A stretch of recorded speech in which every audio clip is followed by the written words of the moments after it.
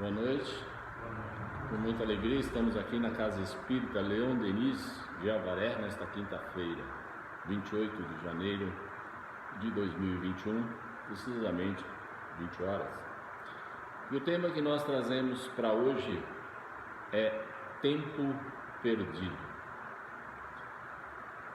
O tempo é a maior riqueza que nós temos. O imperador Alexandre, conhecido como o Grande, antes de morrer nos deixou grandes ensinamentos. Ele fez aos seus súditos 3 pedidos. Primeiro, eu quero que os melhores médicos carreguem o meu caixão, para mostrar que eles não têm poder nenhum sobre a morte.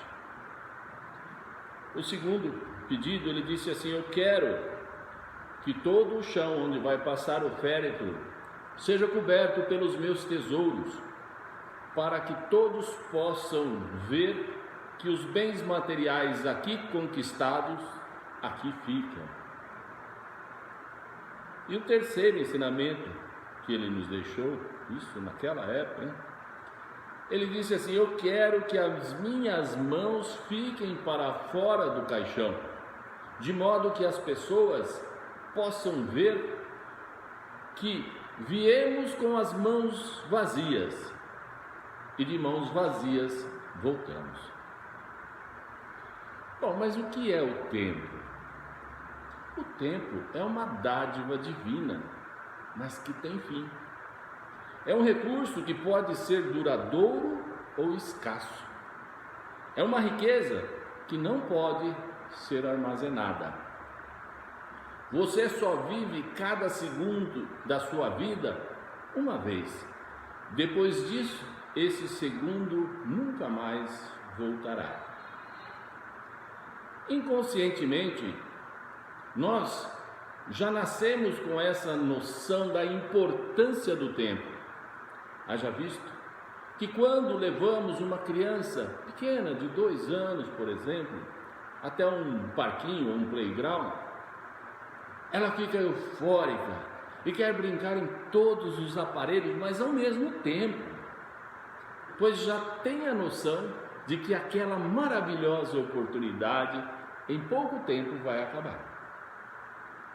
E nós adultos nos igualamos também às crianças quando as levamos em algum parque da linhagem da Disneyland ou dos parques aquáticos e nos apressamos em visitar todos os brinquedos enquanto ainda temos tempo.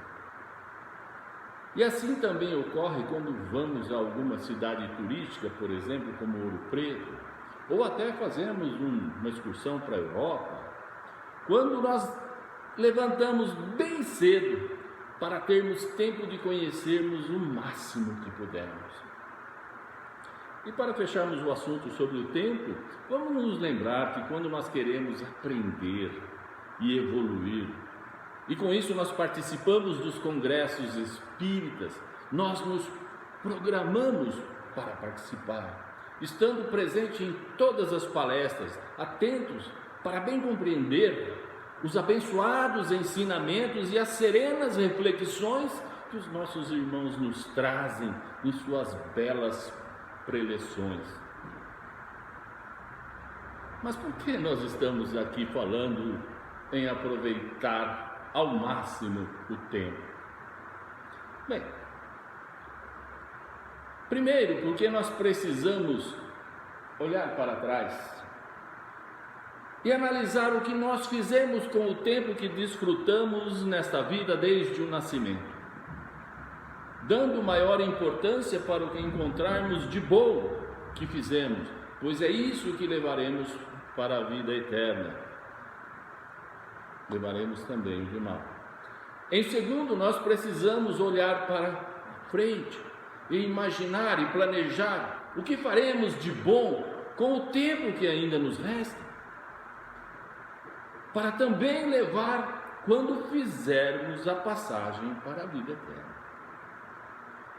Dizem que não levaremos nada dessa vida.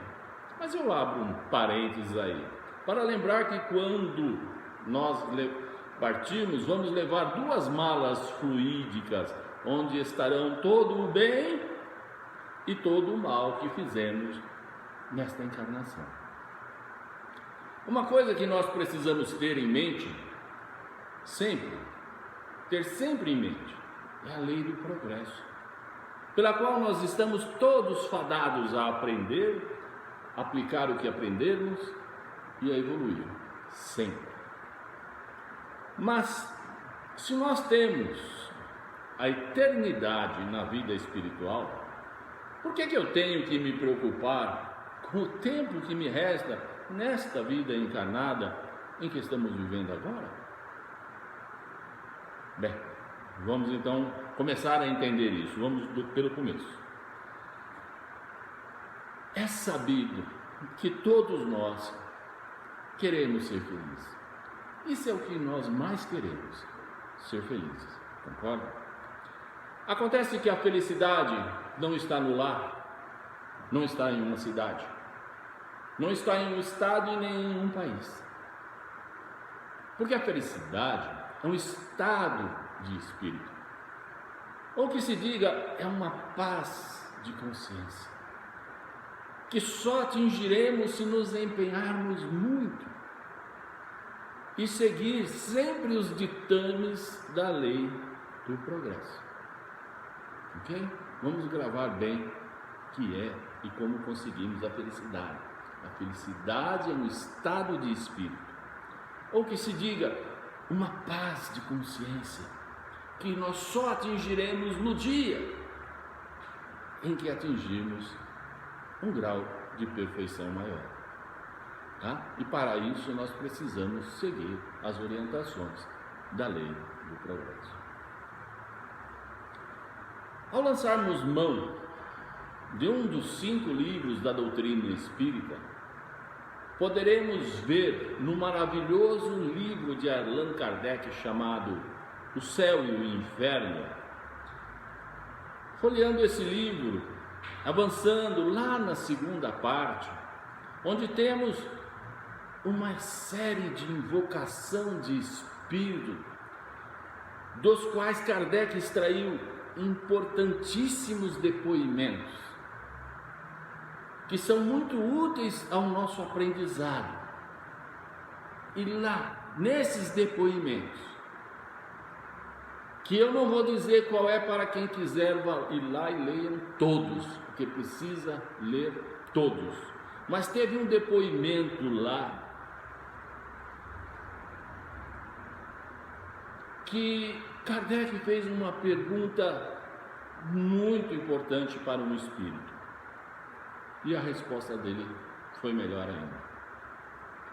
Kardec perguntou para ele assim: de tudo que você fez ou deixou de fazer nesta última encarnação, do que é que você mais se arrepende? Ok? Então, qual era o arrependimento dele nesta vida? Qualquer um de nós pensaria no bem maior que poderia ter feito, ou então iria vasculhar qual foi o mal que aconteceu que eu poderia ter evitado. Esse é o nosso natural. Mas passando ao largo da nossa forma de pensar, a resposta deste espírito demonstra que ele tem a visão real do que é essa vida. Daí a importância da pergunta e a importância da resposta. Então, quando Kardec perguntou o que era mais importante que ele fez ou deixou de fazer, ele respondeu simplesmente assim: foi a perda de tempo. E este é o título da nossa palestra de hoje. Fazendo uma pequena comparação entre a vida espiritual e a vida encarnada, veremos alguns fatos relevantes que influenciam favoravelmente o nosso crescimento moral e espiritual. Condição essa relevante perante a já falar da lei do progresso para atingirmos um dia a tão sonhada felicidade plena. Na vida espiritual, quando nós queremos progredir, nós estudamos e lá nós aprendemos, mas a evolução lá é mais lenta, e isso é bastante compreensível por alguns motivos que eu vou citar agora. Na condição de espírito que somos, usamos um corpo fluídico chamado perispírito, o qual funciona em um dos seus funcionamentos, é claro, ele tem muitos, mas o qual funciona semelhante a uma tela de TV, que recebe um sinal e o transforma em imagem ou cor. Os pensamentos, os sentimentos, as lembranças do espírito são transmitidos para o corpo espiritual ou perispírito, que os reflete nessas cores e nessas imagens semelhantes de uma TV de tela fluídica. Com isso, a vida espiritual é um livro aberto e todo mundo sabe quem é quem, não tem como se esconder.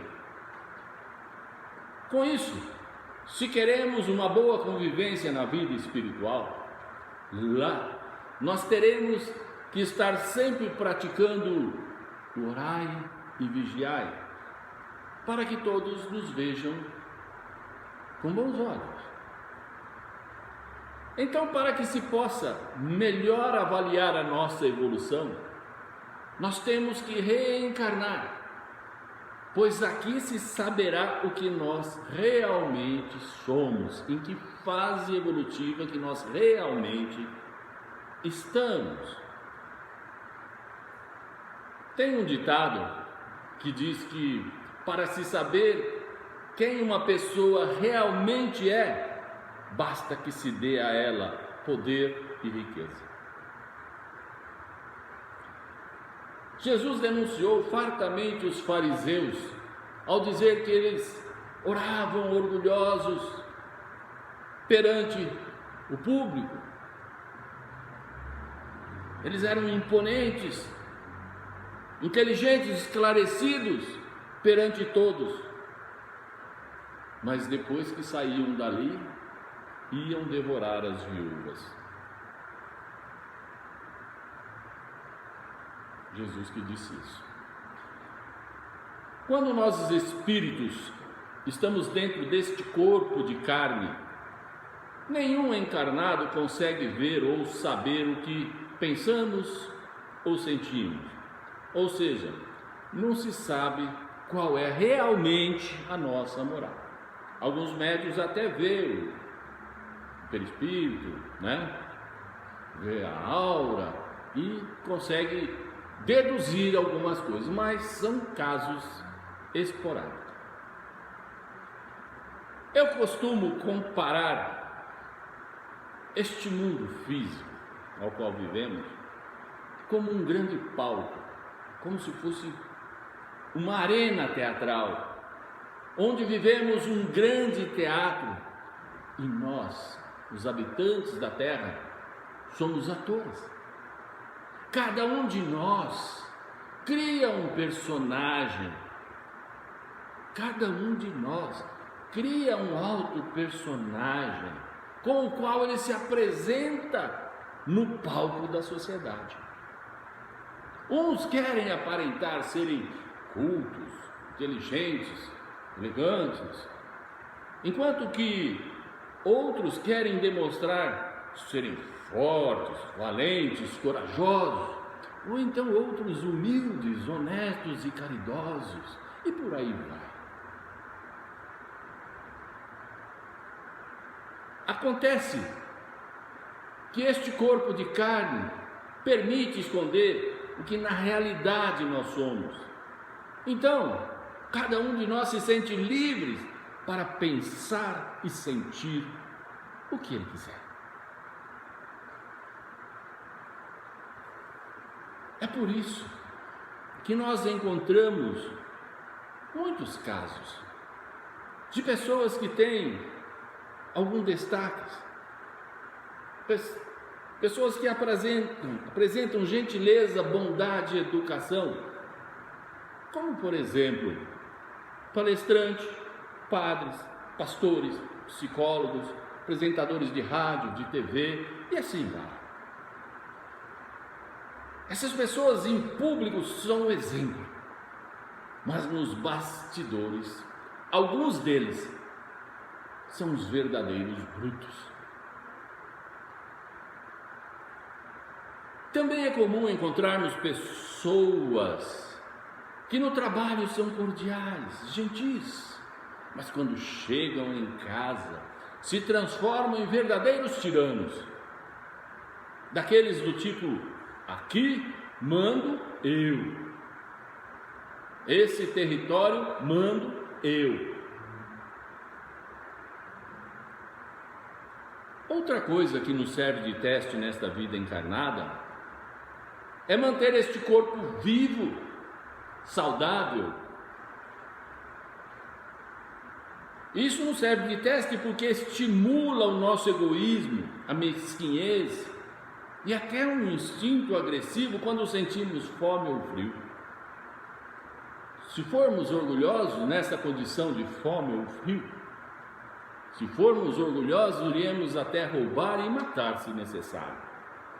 Mas se formos humildes, iremos pedir, iremos mendigar.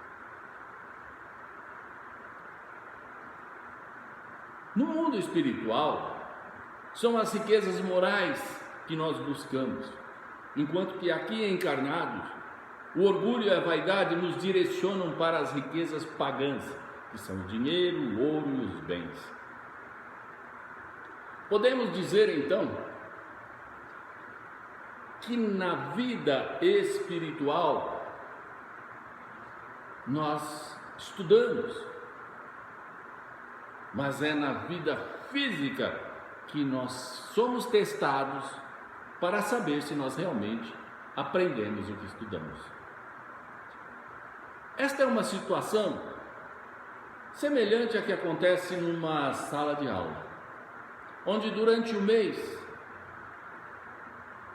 nós estudamos,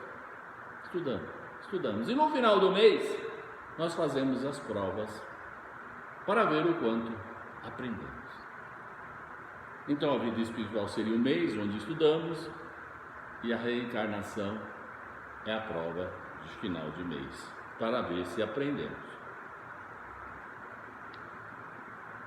Fica assim então evidente que esta vida encarnada é por demais importante para conseguirmos um upgrade ou subir um degrau a mais no nosso nível de evolução. Vou repetir, esta vida encarnada, fica evidenciado que ela é muito importante para que a gente suba mais algum degrau, no nosso nível evolutivo.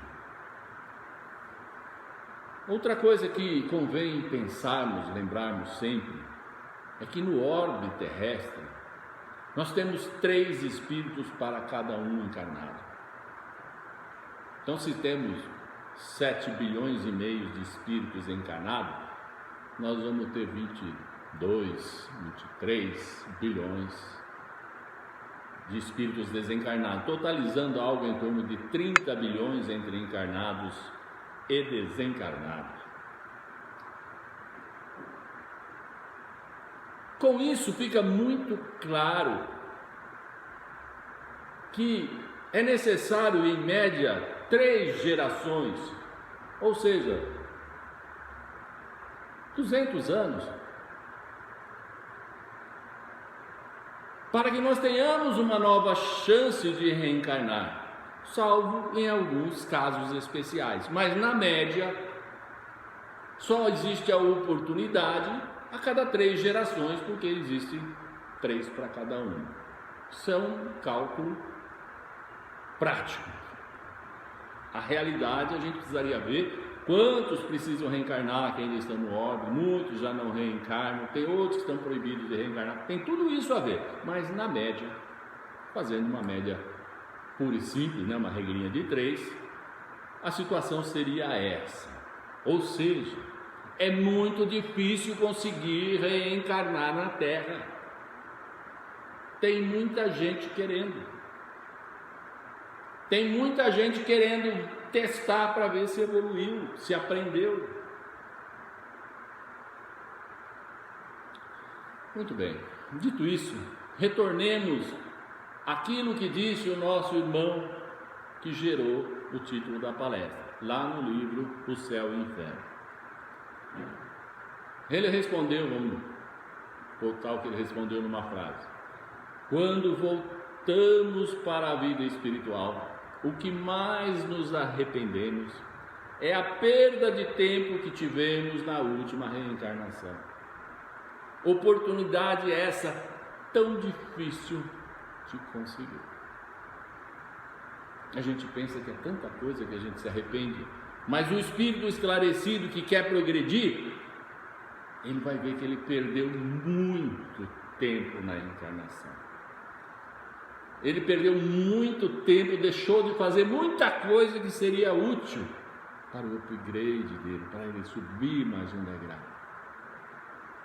Ele vai entender isso rapidamente, se ele tiver algum esclarecimento. Uma vez bem compreendido isso,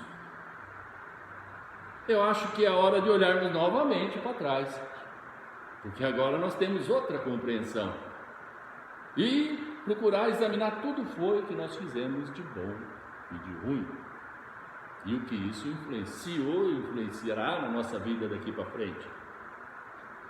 E depois também, olhar para frente, sabendo tudo isso que nós estamos sabendo agora, Então, a pergunta que fica é essa última: o que faremos com o tempo que ainda temos nessa vida encarnada? Sabendo tudo isso, que dependendo do que nós fazemos aqui, é que nós vamos dar mais um passo em direção à felicidade, ou se nós vamos continuar vivendo em mundos de sofrimento. Então, de novo a pergunta: o que faremos com o tempo que ainda temos nesta vida encarnada? Pensemos que nós podemos ter muitos anos ainda, alguns que são crianças, têm uma vida inteira, 60 anos, outros têm 50, 40, 30, 20, 10, e podemos ter um ano ou um mês, não é verdade? Bom, deixando para refletir esse tempo que nós temos, que pode ser muito curto,